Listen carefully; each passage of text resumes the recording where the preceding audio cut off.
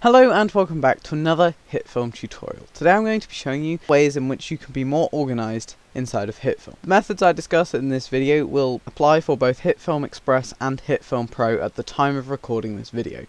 Okay, so tip number 1. When you import your footage, and it's all named whatever your camera names it, so mine is a whole load of numbers and codes and stuff, you might want to rename it. This will help you identify which clip is which. It does save you having to load up the trimmer every time you want to check what clip you're looking at. So, to rename a file, you can right click on it and press rename, and then it will allow you to change the name of the file. So I'm just going to write this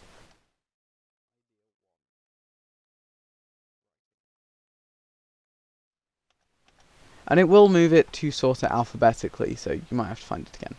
If I was to then take this footage and create a new composite shot out of it, and then I renamed it inside of this composite shot to something different to what it was named in the media tab, you can see that the name does not change in the media tab, but it does inside of the composite shot. And it goes the other way around as well, so if I change the name of this particular clip, which I named Drag and Drawing, to footage 01, you can see that it doesn't actually change the name of the file once it's been put into a composite shot. Tip number 2 is to group your files together in folders. To do this, you can right click in the media tab, select new, and then you can select folder. Then you can rename this folder. I'm going to name this folder composite shots, and then I'm just going to drag and drop this composite shot called Drag and Drawing into this folder, and then as you can see it's now in there.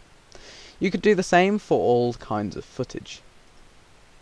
You can also use the arrange by and group by categories at the top here. If you select group by media, you can see that it automatically goes through and organises all of your audio and video together, your composite shots together, your images together, and a couple of other things. If you select it back to being folder, it will put it to how it was before.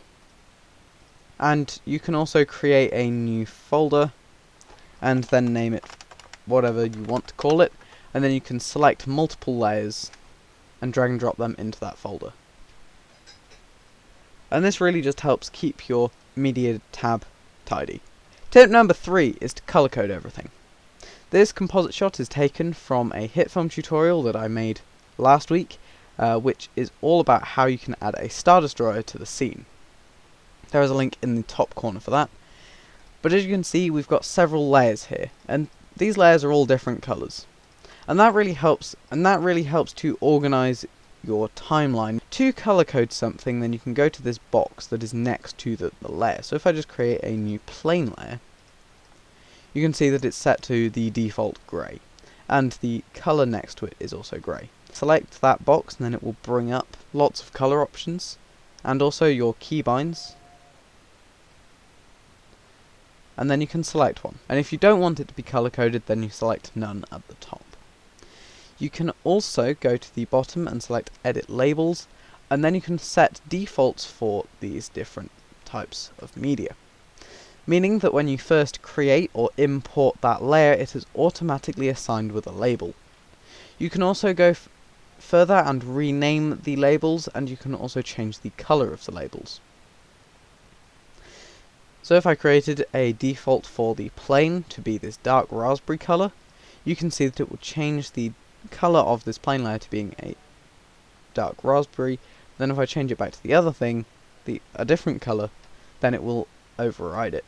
But then if I create a new plane layer off of that, then you can see it automatically becomes imported with its new colour label. And tip number 4, which is our fourth and final tip, is to name your planes what they are. And I'm going to demonstrate this by creating a new plane layer. I'm then going to set it to being white and having it at 1920 by 1080.